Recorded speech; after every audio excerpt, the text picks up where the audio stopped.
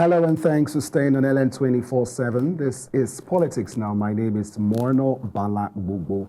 Well, today's show is not going to be far from what you already expect. We'll be trying to make sense of the emergency rule in Rives State. Let's give you a runner of some of our talking points. First, we'll look at the National Assembly's resolution concerns over state of democracy. There's been lots of reactions, and we will try to kind of make sense of the role of the National Assembly in the light of this controversial ruling. And also away from that, we'll be x-raying the administrator's inaugural speech and resolving political tension in the state.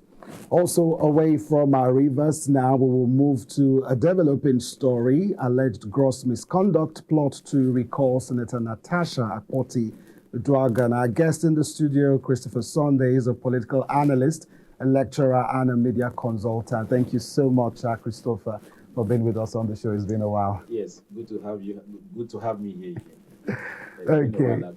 Yeah, it's been a while.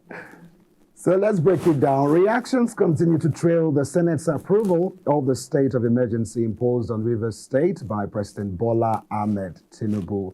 And the resolution was taken at Thursday's closed-door session of the legislators to deliberate on the declaration and suspension of Governor Similaye Fubara, his deputy Ngozi Odu, and other elected officials. Let's have a listen to what the Senate President said. The Senate invokes the powers conferred on it by Section 305, subsection 2 of the 1999 Constitution of the Federal Republic of Nigeria as amended, and approve the proclamation of state of emergency declared by Mr. President in Rives State of Nigeria.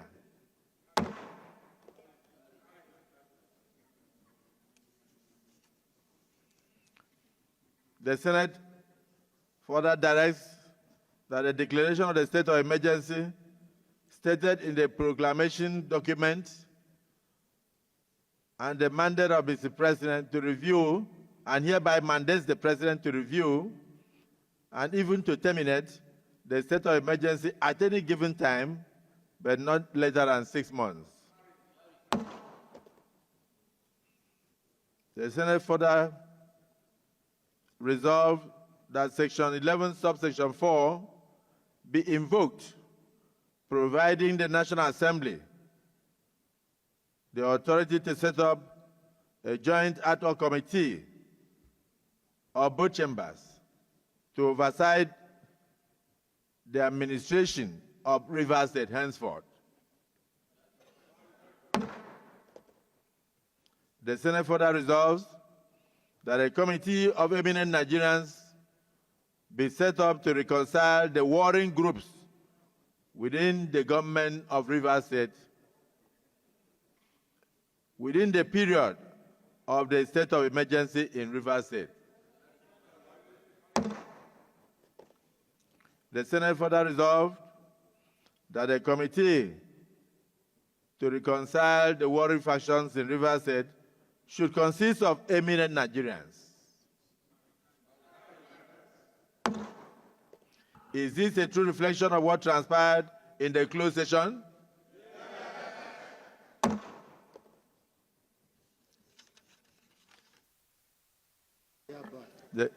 Distinguished colleagues, the Senate hereby approves the proclamation of the state of emergency 2025 declared by Mr. President in Rives State of Nigeria as amended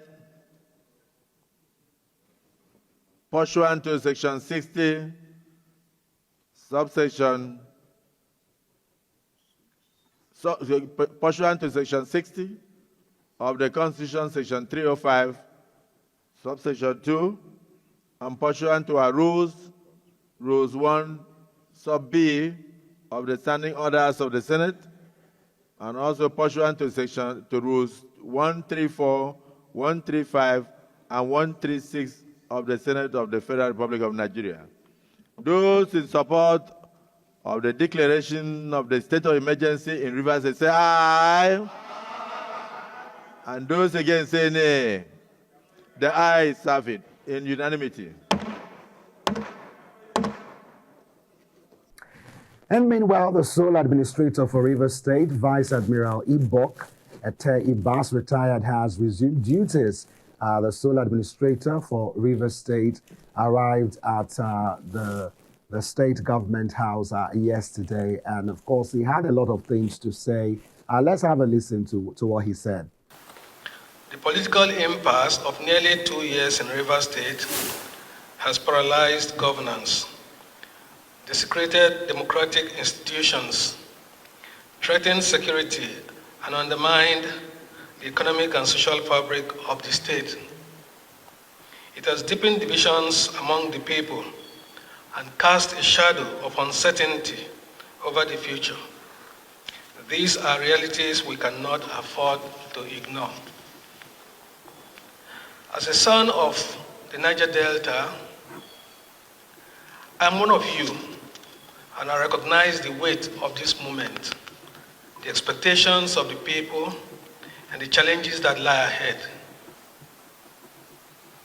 The uneasy calm that pervades the state is palpable, and I feel the weight of families, young and old, businesses that have made both little and huge investments in Rivers State, uncertain what the immediate future holds. Mr. President's proactive and decisive action to declare a state of emergency and my subsequent appointment is primarily to ensure stability of livelihoods for citizens and residents, restore peace, security, and stability for economic activities to continue to thrive, and avert any disruptions to the way of life of the people of Rivers State. Now, of course, in that soundbite, he made mention of the fact that lawlessness will not be tolerated in the state, and he will do all he can to ensure political stability in the state. But how that is going to be possible, only time is going to tell. Meantime, amidst concerns over the whereabouts of suspended Rivers State Governor Similai Fubara, his aide has debunked allegations that he teleguided attacks on oil installations by suspected militant groups. The governor said that claims that he did nothing to rebuild the bombed State House of Assembly after he ordered its demolition are untrue. That's coming from the Chief Press Secretary, Nelson Chukwudi, who said it was important to straighten the records. He also said the governor explained he acted on expert advice before demolishing the complex, which was said to have integrity issues. So now that the desperate plea by the opposition to the National Assembly to stop the state of emergency rule in Rives State and stop the president, well, all that plea has failed. But let's have the initial reaction of former Vice President Atiku Abubakar and former Governor of Kaduna State, El Rufai's comments on the state of emergency rule in Rivers State. And they wasted no time in announcing their coalition, a bid to put a stop to President Tinubu's 2027 bid. Let's have a listen to that soundbite. Let me start with the last one. As a coalition of opposition political parties, we have reached out to our members in the National Assembly. All right, Mr. Christopher is with us in our studio to make sense of what is going on. There's been quite a lot of reactions.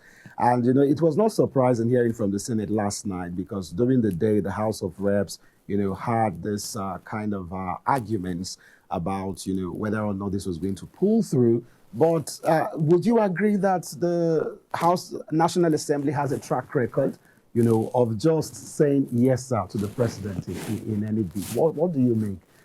First, your thoughts on the ruling, and then secondly, this 10th National Assembly, your take. Yeah, thanks for inviting me. I'm grateful. The last time, from my own subjective view, we had a National Assembly that served as a watchdog to the executive arm of the governor was the 8th Assembly, the Saraki Assembly. That was the assembly that could stand to wage any democratic war against the executive, the recklessness of the executive. That was the first tenor of Muhammadu Buhari. The Ninth Assembly tried a little bit. That is Ahmed Lawan. Of course, because he had an ambition to vie for the seat of the president, he started playing games. But this particular 10th Assembly, I loved what El-Rufai said yesterday during their press conference. He said, can this 10th Assembly for once prove to us that they are actually for the people? See, I do not have any problem with the political character called Akpabio. I only have problem with the president himself. Yes, I understand that it was going to have a political narrative if we have a president who is a Muslim, a vice president who is a Muslim, and then you have a Senate president who is a Muslim. And probably that was why he stood his ground, because I am aware that in a particular state in the North Central, I won't mention the state, that the president turned down the request of the former governor not to present a Muslim ticket because he presented a Muslim ticket. So it was, I'm sure that it was because of that Tinubu himself asked the National Assembly, he lobbied. Remember, he stood, he put call across all members of the National Assembly, persuaded them that they should vote for Akpabio. But who is Akpabio? Who was Akpabio when he was the governor of Rives State? It is, look at the way he talks down on, yesterday, he had serious arguments with his colleague, a former governor of his state, Bayelsa State. He had serious argument with two other members. He also had serious argument with somebody even told him, are you the one that elected us here? We have the clips. So I am not surprised. He also has an ambition, probably, we don't know yet, but posterity will judge all of us, we the followers, the political actors, and the leaders of this contraption called Nigeria. Let me put it that way. But as for this 10th Assembly, I think they are nothing less than a catastrophic failure to the nation. Now, still on the National Assembly, there is this, a huge concern for democracy. And President Bola Tinubu is known as someone who championed democratic efforts. To have a sole administrator, a kind of a military presence in Rivers State, what kind of precedent does this set? Because I recall some of the statements made by the AGF, I think yesterday, where he was saying this will serve as a warning for other states that where there could be political crisis. I mean, what precedent does it set? Let me start by your opening statement in this particular topic, that the president seems to be a democratic person. I'm a philosopher, and so there is what we call a means to an end. Obviously, from the activities of the president for the past 2 years, getting to 2 years now, it is obvious that he was just plotting, calculating, and playing chess game with the mindset of Nigerians. For 30 years, he said he was prepared. He was preparing himself to become the president of this country. Where are we today? This was the same president who stood against everything Jonathan did that he stood against. These are the things he is doing now. First, it was the removal of fuel subsidy. He closed down the whole of Lagos State and Nigeria. Himself and the likes of El-Rufai, Muhammadu Buhari, Falana, John Eyogo and the likes of them, Oshomole them. That is the same president that came now and then removed fuel subsidy. And then look at the state of the economy right now in Nigeria. The same president that said that Jonathan, by declaring state of emergency in the northern part of Nigeria, Yobe, Maiduguri, and Adamawa. I was born in Adamawa, so I know the story of Adamawa very well. That declaring state of emergency then was an insult to democracy. When a president took a decision for the lives of people to be saved, You say it was an insult to democracy. But here you are, because of your own political interest, because you want to have River State to yourself, you are declaring a state of emergency that is unconstitutional.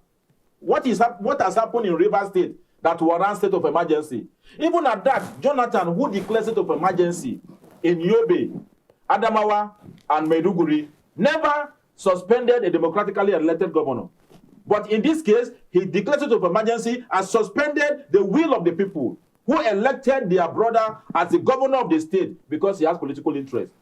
Do we have a place for, how do you call it, administrator in the 1999 constitution as amended? Where did he get it from? Where did he get administrator?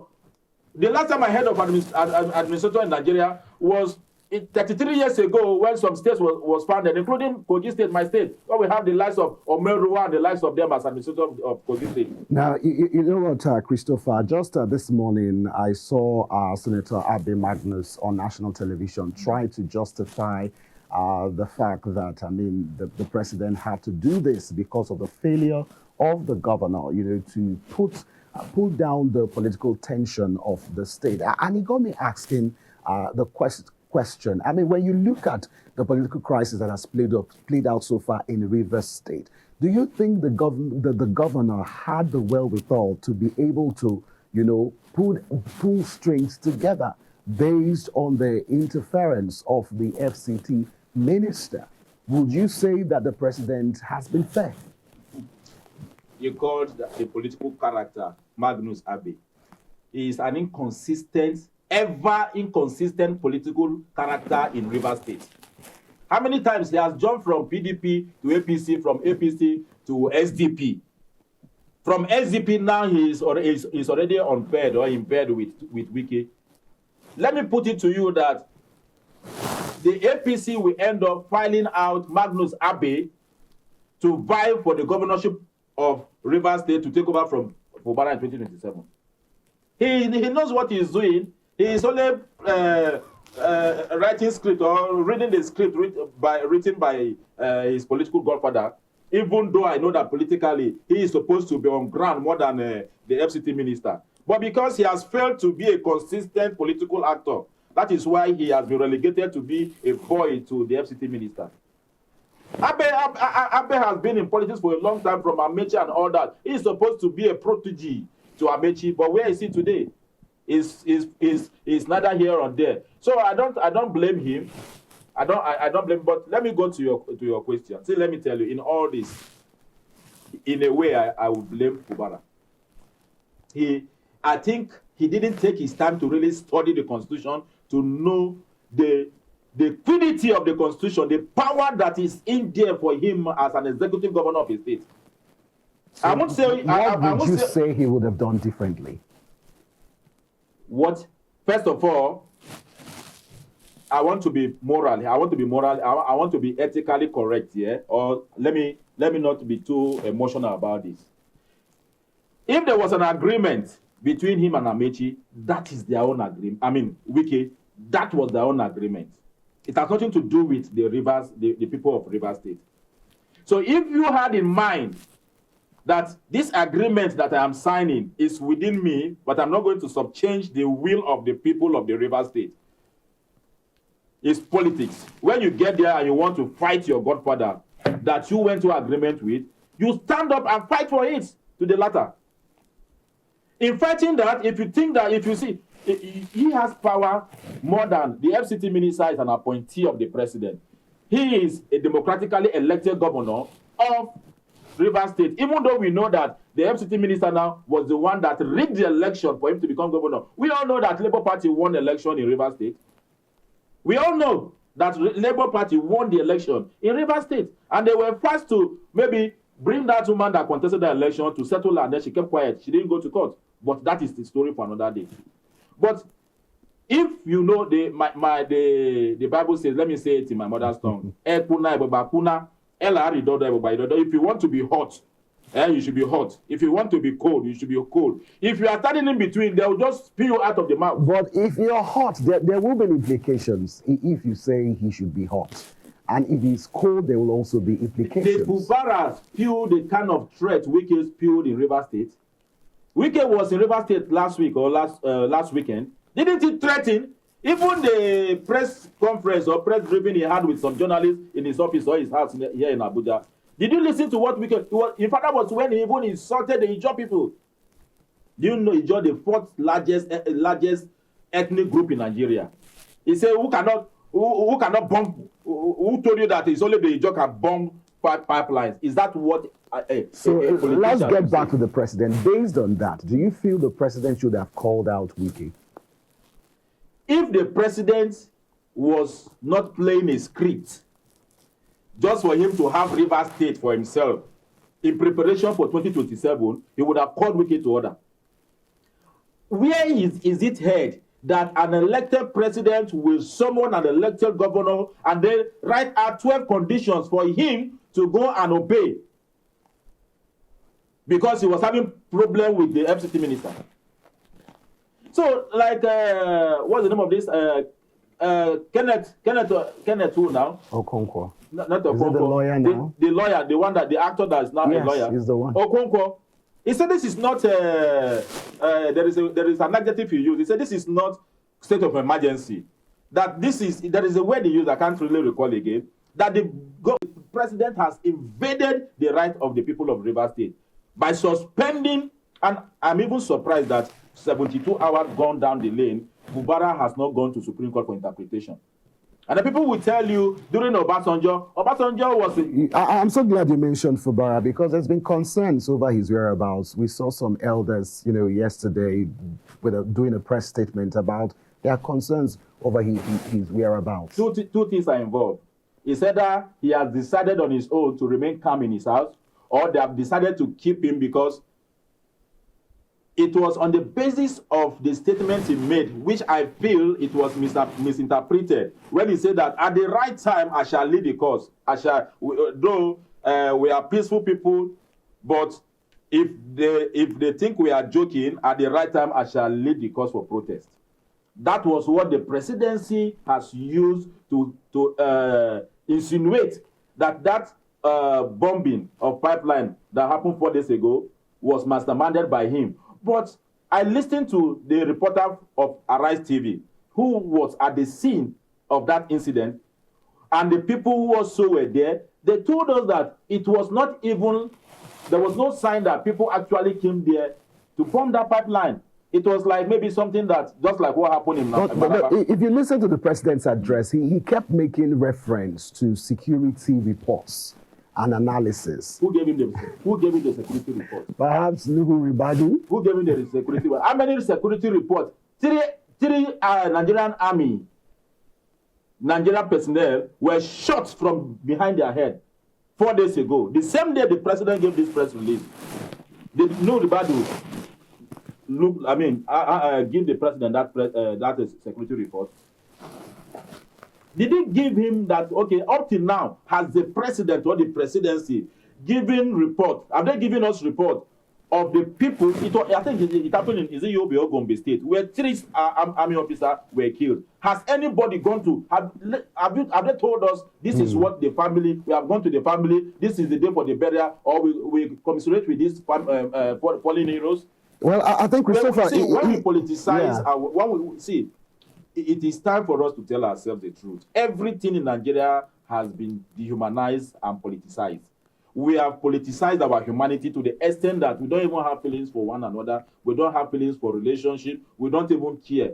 Your own is, once you get there, do whatever you want to do, you get out, forgetting that there is what we call tomorrow.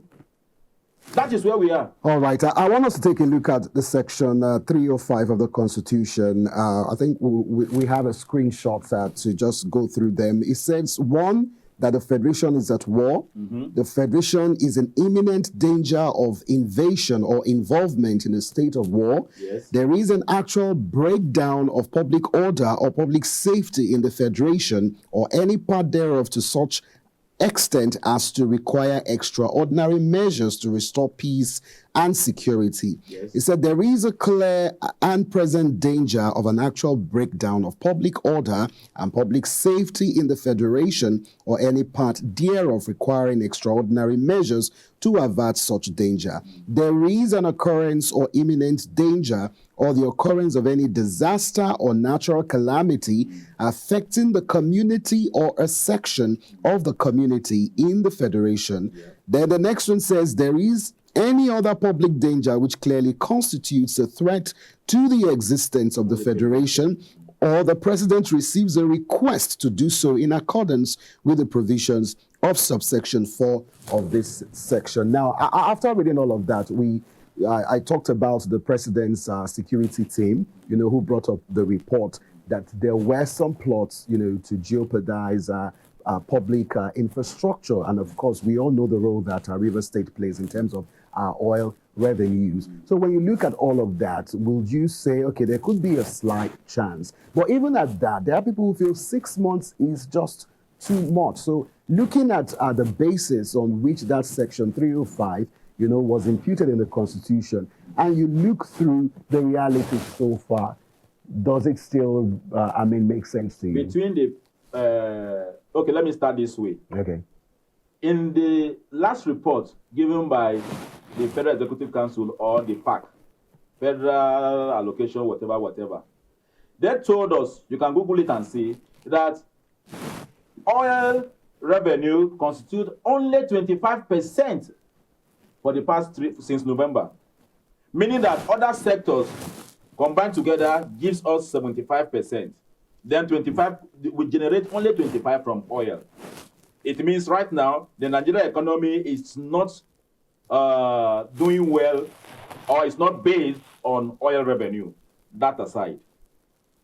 Between the human life and the pipeline that we have safeguarded now, which one should be taken seriously? Of course, the answer is to the obvious, the human life.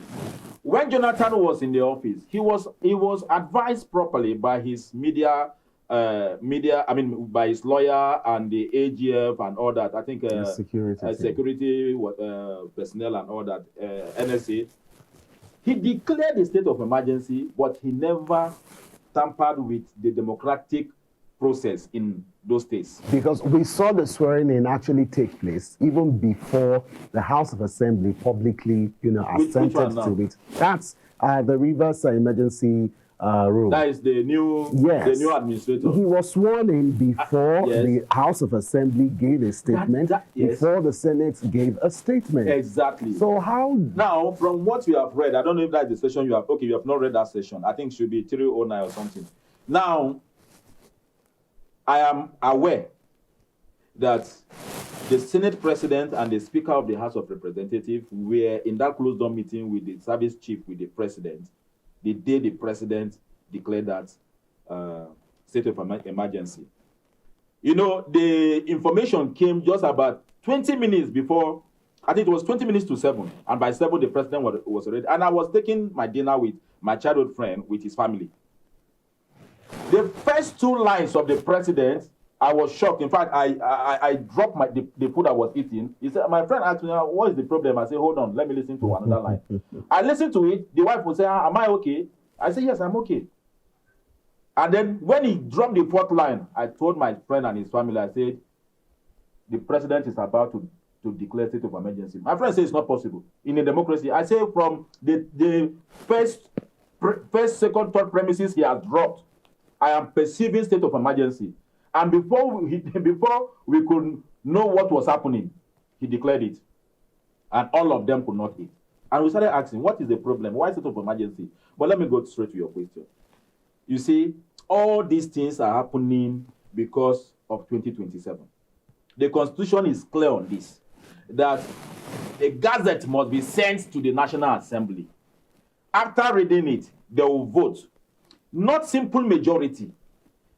Like we saw. Not simple majority like we saw. The yea and the nay. Yes. It is supposed to be by 2/3 majority. Now, what is the difference between simple majority and 2/3 majority? Simple majority, first of all, 2/3 majority must be used in cases, according to the Constitution as amended.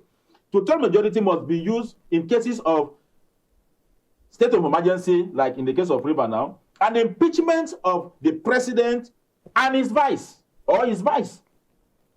In that 2/3 majority, it is expected that every member of the House must be must be in the house to vote, head count votes. But in their own maybe overhead function, they can now use simple majority. By simple majority, the Constitution is simply telling you, according to the number of the persons that were seated in the house at that material time. In this case, what happened? Don't forget, that section of the Constitution also went further to let us know that if the members of the National Assembly were around, or the National Assembly is in session, within 24 hours, they should sign either for or against the letter of the president in the Gazette. But if they were not in session, or in this case, they are not in session, 10 days. Why the 10 days? So that wherever you are, you must come back to the country. And then maybe within 1 week, you are back, and then in 2 days, you rather it's 10 days altogether. In this case, what happened? Some of them are in lesser Hajj now. Some of them went out for international. I recall even at the lower house, you know, they were trying to do one of the lawmakers was trying to do a head count, and it was immediately interrupted by the speaker. Two persons actually, two lawmakers. One is from Delta, Labour Party, Abia State or where now, and then you see the leadership of the houses we have now, red and green chamber. Sorry, I don't mean to insult them because of course they are my uncles, my fathers, of course, but it seems they have been bought over by the executive. Because I don't understand why you shut down. I don't pray, if I'm going to be a House of Rep member in the future, I don't pray to meet this kind of house leaders. So I will sacrifice that seat for me to have one-on-one with them. Because you cannot dehumanize me by talking down on me because you are carrying the gavel.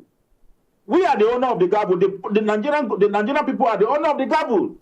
And the lawmakers in the House can actually impeach a sitting speaker and also a sitting Senate president. To set aside or to vacate the seat immediately. It's just for them to rule I don't know which of the rules that they can call on it to set aside another person to take over this thing. But let us go straight to the question.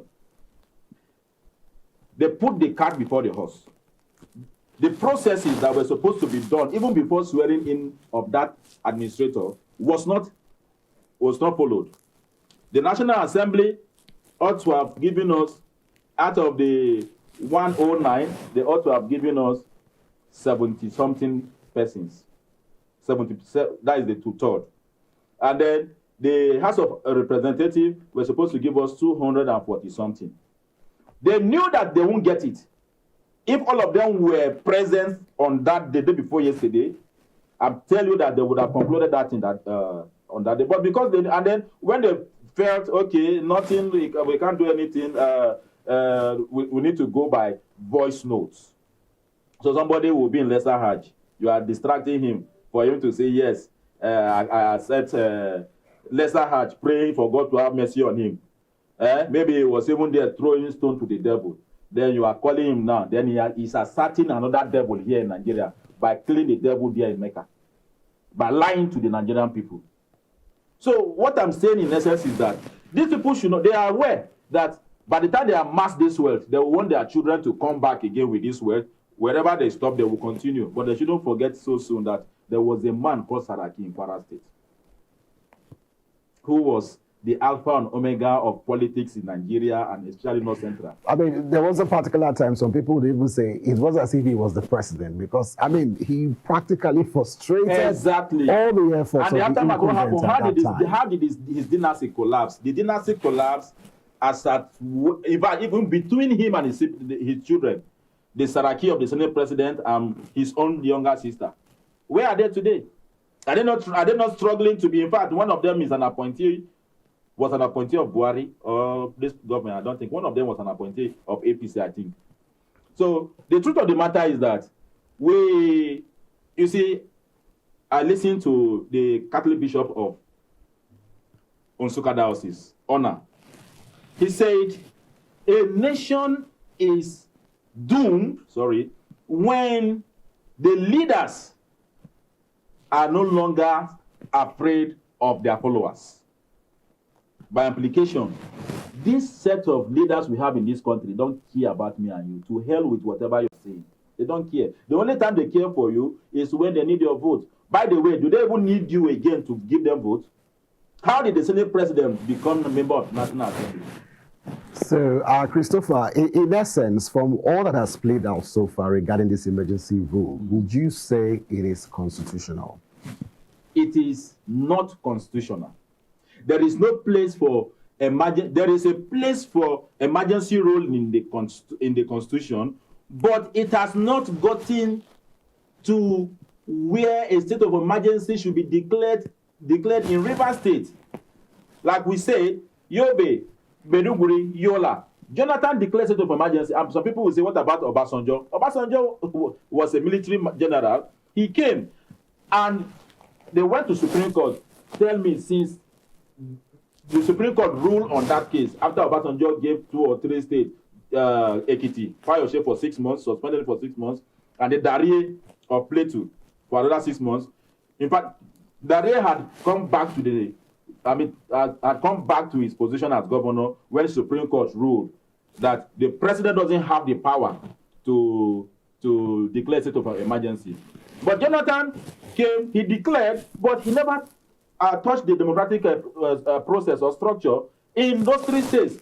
What did he do? He only asked military men to take over the security of the state because of his insurgency. Now, look at the irony. Do you know how much Nigeria government is paying the likes of Tompolo to safeguard pipeline? If you are bringing an administrator because of pipelines, he is going to only give command to his boys, the Navy. And then they will go and safeguard it. Why not declare a state of emergency on the pipelines? You tell them, if we see anybody on site, you go down. And then allow the process to continue. The president shut himself down by not allowing the democratic principle to go. I would have preferred that the state assembly should impeach the governor instead of declaring state of emergency in Rivers State. Because Nigeria, we can easily make reference to a wrong precedent. I put it to you that after Tinubu, another president after him may try to declare state of emergency for his own political favor.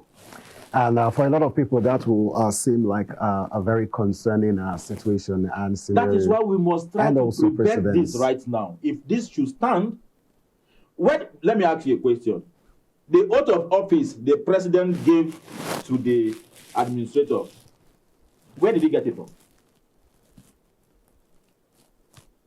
Because the oath of office that governors do take is enshrined, is written there in the Constitution of the Federal Republic of Nigeria as amended. Where did he get that office? Where did he get the oath of office he administered on the administrator? It's an aberration. It is unheard of.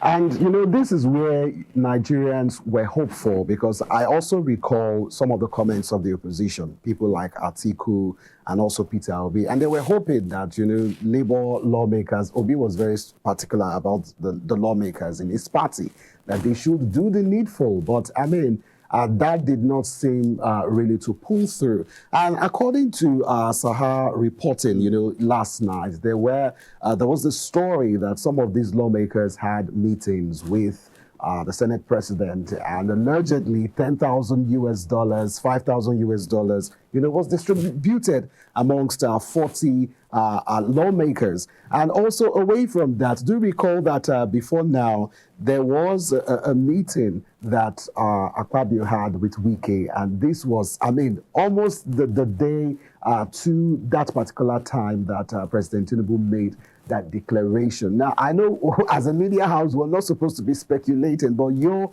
are a political analyst. So when you look at, I mean, how this has played so far, what are your thoughts? My other people will say,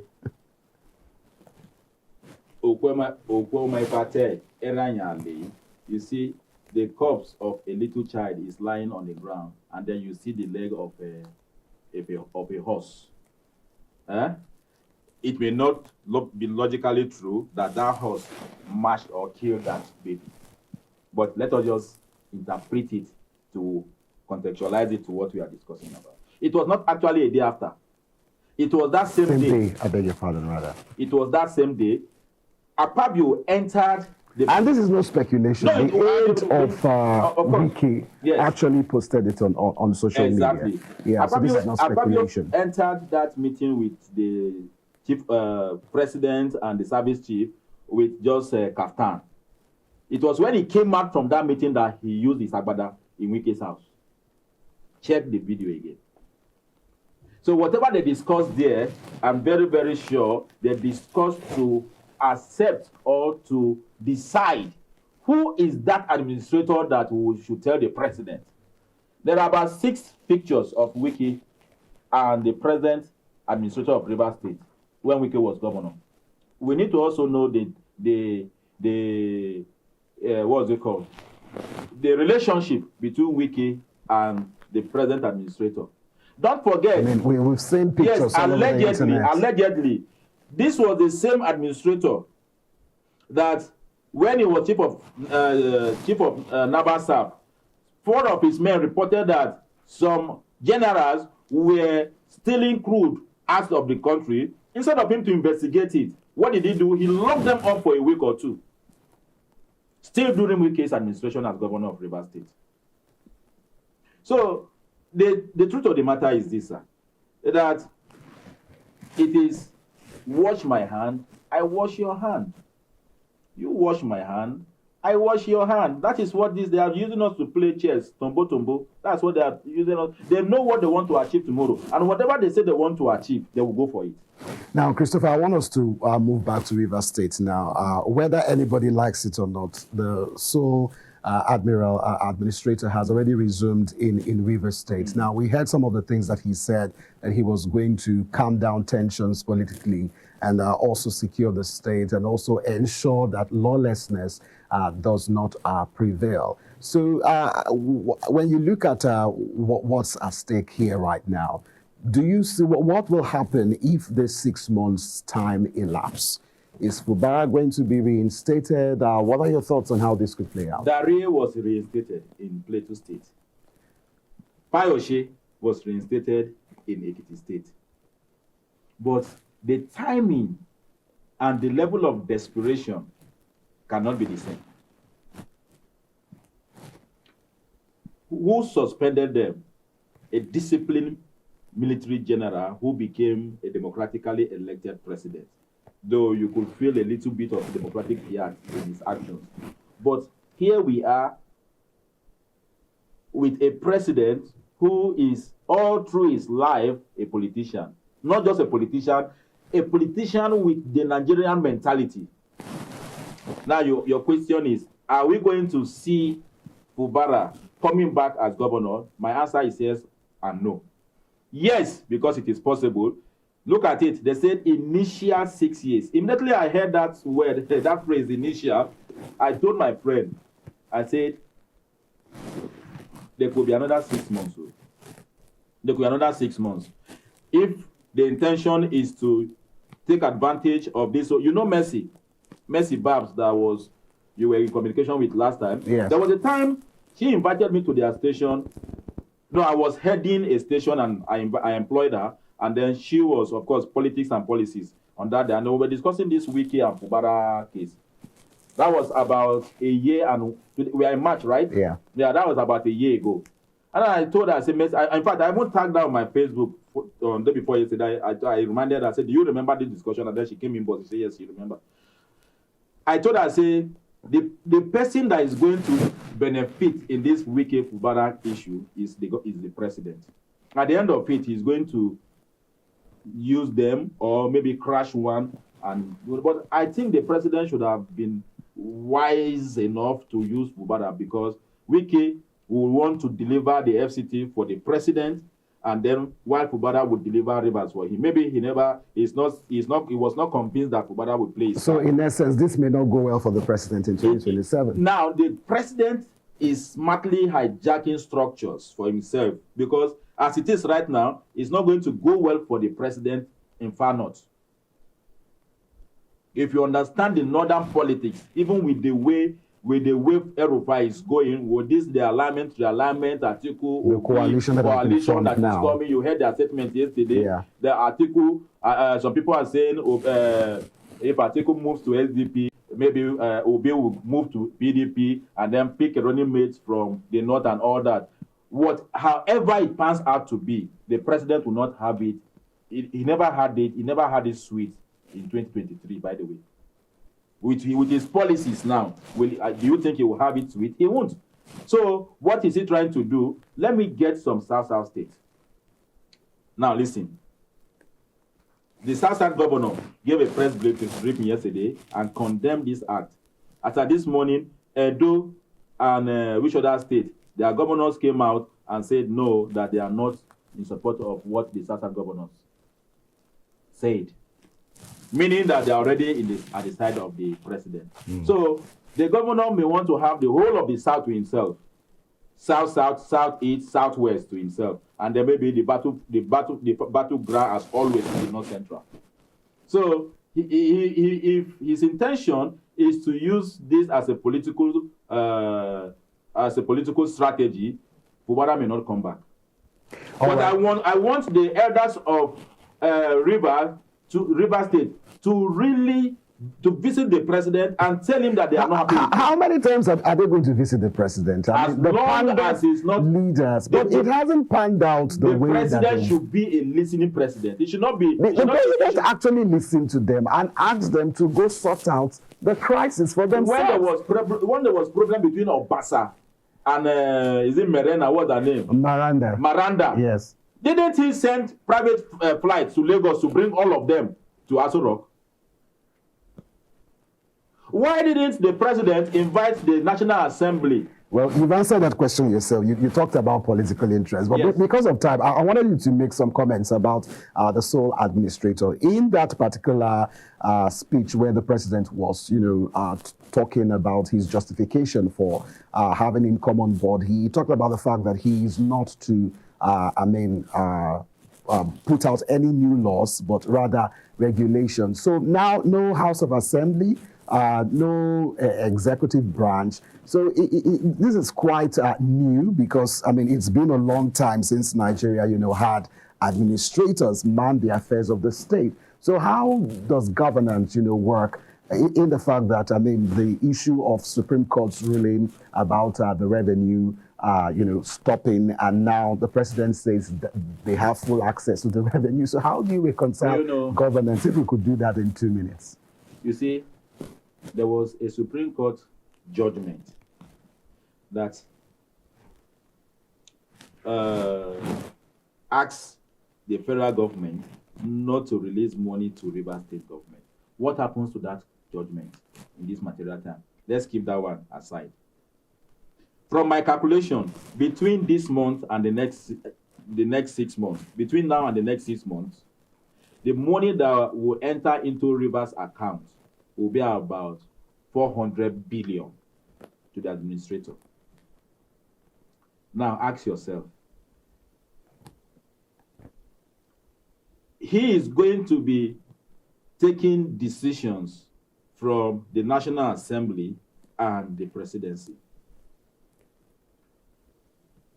It means the people of River State will not be part of the decision making of their state. And we are in democracy. Wike, of course, we have already seen that Wike, the administrator is a friend to Wike. Yeah. Take it or leave it, by proxy, Wike will have a say. Take it or leave it, with the way the Nigerian politics is panning out, the Senate president will have a say.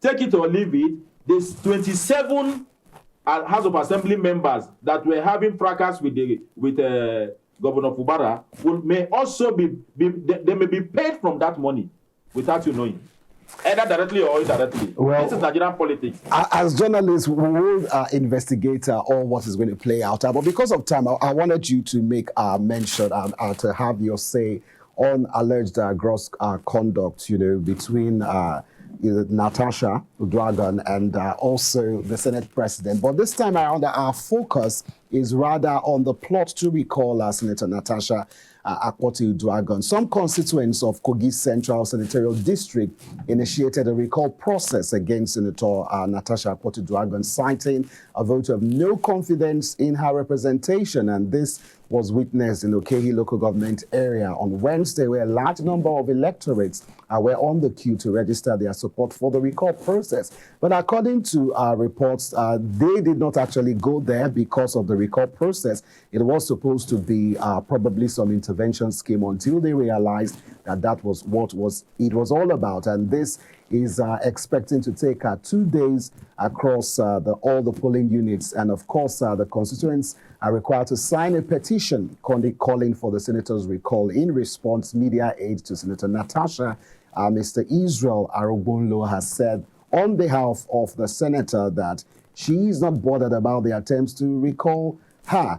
And this is coming in from Kogi State. So, Christopher, you just came back from Kogi State. So you are in the best position to actually talk about this plot. How real is it? Is Governor Ododo behind this? Is Yaya Bello behind this? Are the constituents actually moving to have her recalled? What are your thoughts quickly, if we could take just a few minutes? Well, I do not have empirical evidence as to whether Bello is involved or Ododo is involved. But I've heard that the governor, that is Ododo, is not part of this. In fact, I can't imagine Ododo being part of this kind of charity. The way Ododo that I have seen so far, that I've studied, that I have met one-on-one before, I can't imagine him being in this kind of charity. He's not interested in this kind of politics. I have not also seen Yaya Bello exchanging words with anybody saying this and that. But the truth of the matter is that right now, practically, some persons are in the field trying to recall Natasha. Even though we have the clips, I think maybe your MCR would display the clip where some persons said they only told them that they should come out for, what is it called, empowerment. I also put a call across to 2-3 of my friends in Kogi Central. Yeah. What is happening? And they said, yes, that they used town criers prior to that day. And they come out to there is empowerment too. And if you are coming, you should come with your PVC and all that. Only for them to come there to discover that it was not empowerment. And they were giving them some change for them to sign. And some of them backed out. Though, you know, in the Nigerian constitution, one of the hardest things that you can succeed is to recall a senator. 7 lawmaker. It is not a child's play. But again, like I said from my opening speech this morning, why can't we have politics with human face? I am not standing in, I've never seen, apart from my pictures or on television, I've never seen Natasha one-on-one before. I am not even from Kogi Central, meaning that whether recalling her or voting for her, I do not have a stake there. But I'm talking from the angle of human feelings. And this was someone who has won numerous awards as best senator. The best award she has won, the 2024. best award that she has won is what she has done for her people. There are pictures. Let your MCR scroll. What she has done for her people in 2 years. She pays every month. She sends money. Yeah, you were talking to me about that. Yes, before we sending money to student in tertiary institution.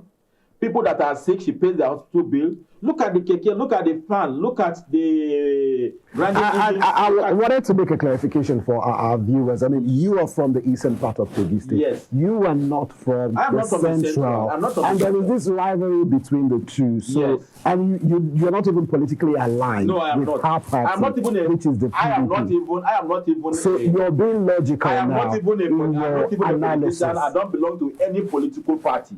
This thing that is, I have my own, Etocho is my what's it called? Senator. And I've told people that in the history of Kogi East, Etocho happens to be the best senator we've had so far. Though people are complaining that, yes, he's trying, but he's not spreading it, that is like he's concentrated in our own local government. I am from the same local government with Etocho.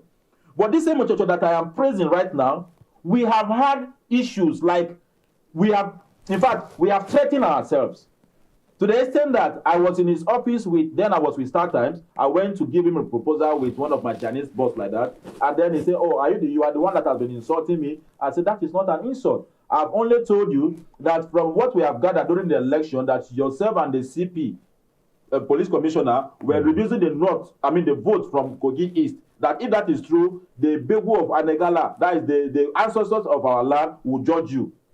And then when Salome was killed, brutally killed in, what's the name of the place now? Oshadamu. And then you stood up on the floor of the house to tell your colleagues that it was a politically inclined retaliation, something like that. How could you do that? It was on basis of that that I bounced on him. So this is not about whether you are in political party A, I am an appointee, and I am a staff, a civil servant. I'm a lecturer with Kogi State Polytechnic. And if I want to sell my conscience, I will not be saying this. But I have been writing articles on Natasha, Akpabio, Wiki, Fubara. In fact, in a day I could maybe, because I'm on break now, I could sit down to write about 3 or 4 articles, share it and all that. And then 2 or 3 persons have called me to say, you are a civil servant in Kogi State, but you are against. I say I'm not against APC. I'm only against the actors and what they're about to do. And if anybody feels that, because I am a civil servant in Kogi State, I shouldn't be saying this, they should take what they have given me. I don't need to sell my conscience when I say that this thing is right. We have to take another hour. I'm sure our audience will always be engaged with some of your thoughts, but we've got to go. Thank you so much for your time. Thank you very much. All right, our viewers at home, that's the much we can take for today. We'll keep monitoring all the developments in the polity. Once again, my name is Mono Balagugu. Many thanks for watching.